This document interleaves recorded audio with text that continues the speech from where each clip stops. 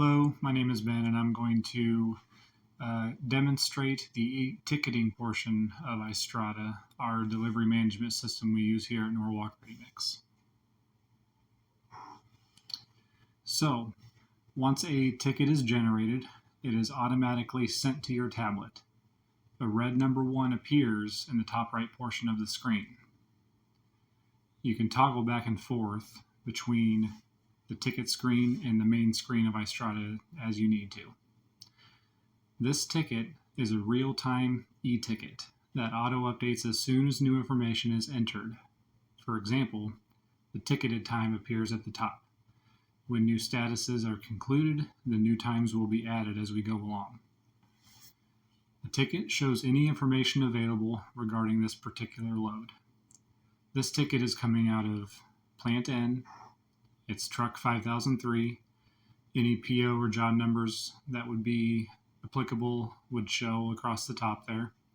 Customer sold to, delivery address, continuing on down to the load information, which has the quantity, material, any pricing information that may or may not show.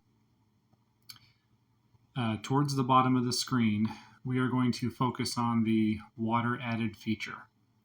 Water is probably the most important variable in a load of concrete. First and foremost, the slump ordered appears towards the middle of the screen. Secondly, the water allowed is just below that. If this were an actual batched load of concrete, that field would show a number of gallons, example at 30 gallons. That means that the max water to cement ratio plus whatever is already batched in the load would allow for 30 more gallons of water if it is desired to reach requested slump by the customer. So, to update this information, the water droplet on the bottom of the screen is where we input this number. So let's say we're in the loading status.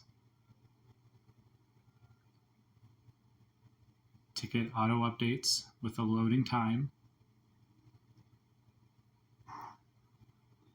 And we have to add 10 gallons while we're washing down to achieve the desired slump. We'd punch in the number, hit the check mark. That number gets added to the at plant water added field. So in our previous example with 30 gallons, once you would add that 10, it would subtract that and show the max water allowed as 20 gallons. It keeps a running tally as we input more information and proceed with the load. Next to that, down below the clipboard icon, is the inspection button. So if you're out and washing down and one of our quality control guys comes up to you and tests the concrete, this is where they would enter that information. Not necessarily on your tablet, they could do this from their own on your ticket, but this is the field where that would be entered. So once you leave the job and your load is ready to, or once you leave the yard and your load is ready to go, the status will auto update to job. The arrow button can be used as a GPS as long as the address correctly maps and populates where the job is. So we have a delivered to 804 Main Street in Norwalk. If I hit the arrow, Google Maps should pop up with a route to get to that address. Now, we can't 100% rely on this because sometimes these maps are not as new as they need to be. Many times we are in new subdivisions that are just been made and Google has not located them yet. So sometimes it will take us to the wrong spot if we don't know where we're going. So just be cognizant of that.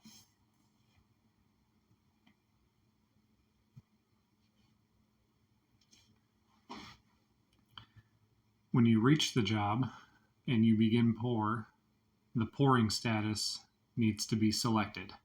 This is one of the statuses that will not auto-update for you. Updating our status is the best tool we can use in order to help our central dispatch. If our central dispatch knows exactly what status you are on in a particular job, they can better set the schedule and provide a better service to our customers as a result. While you are pouring, the water droplet button is still there, and if there's any more water added on site, whether if the load dried slightly and you needed to add another 10 gallons to the load, you can do so here. There are a couple fields here that you can put in an authorized by. If the contractor tells you to add water, you can put their name in there. Another thing I really want to make sure that guys are doing is under the notes option, we want to put slump placed. That is a good spot to add that, because in the middle of the ticket, the 5 slump is there, but there's no box to put a slump placed. So for now, when we add water on site, or if we don't add water on site, we want to make sure that we're utilizing this notes tab to measure what we're placing for slump on site.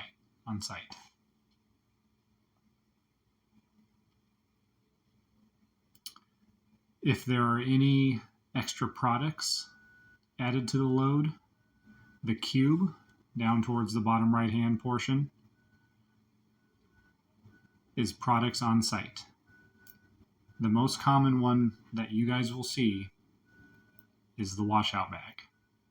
So if you have to use a washout bag on a site, add the plus button to do 1 or 2 or however many would be on a job. Usually it's just going to be 1. And then hit the check mark. It will ask you to provide a tax rate for sale. The answer to this question is always going to be 7. So no matter where you are, no matter who you're selling to, what customer it is, anything, I want you to put 7 in this box. And then hit commit. That adds 1 washout bag to this invoice. This is how we correctly charge our customers for whatever items they're using. There we can see it's added onto the ticket on-site items sold.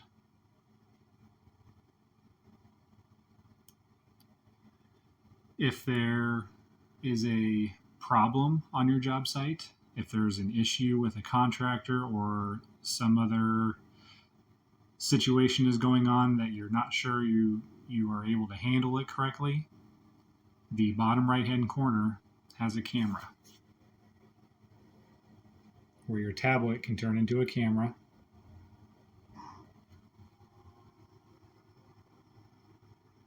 You can select a picture.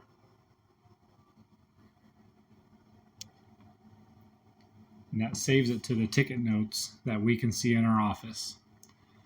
So if the contractor is doing something that negatively impacts either you or Norwalk Ready Mix or anybody else on that job site, it is always best to try to document it as you can.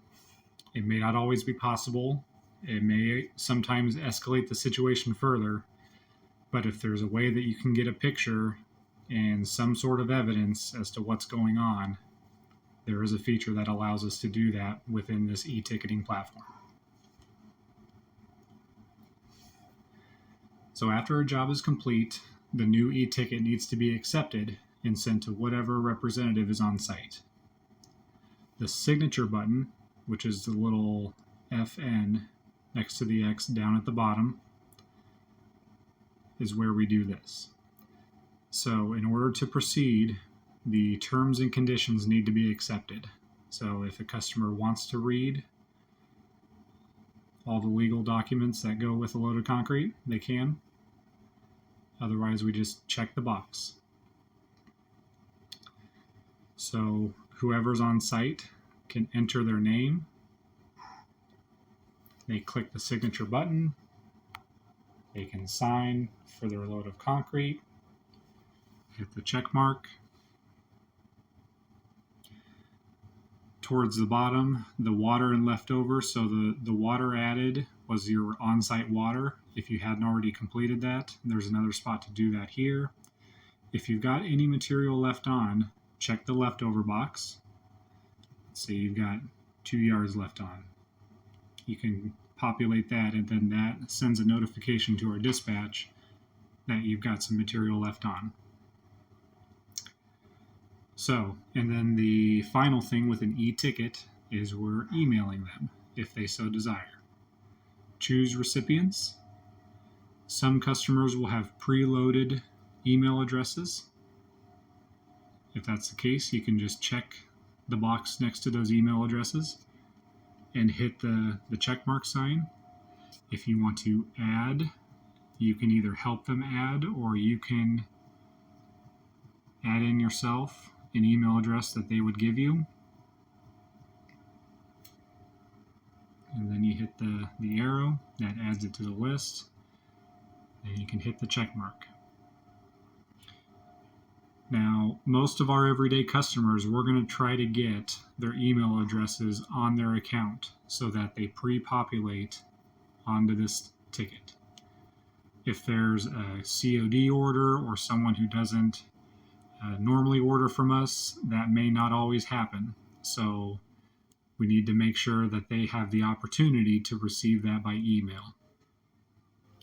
Once that's done, you hit the check mark at the bottom, and that completes the ticket acceptance.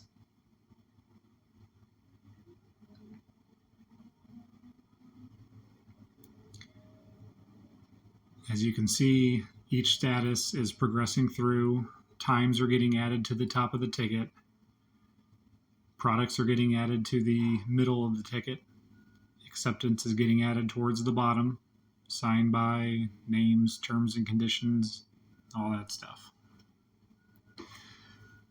So lastly, as you enter your washdown stage on the job site, we need to let our dispatch know that that's what we're doing to help better serve our customers.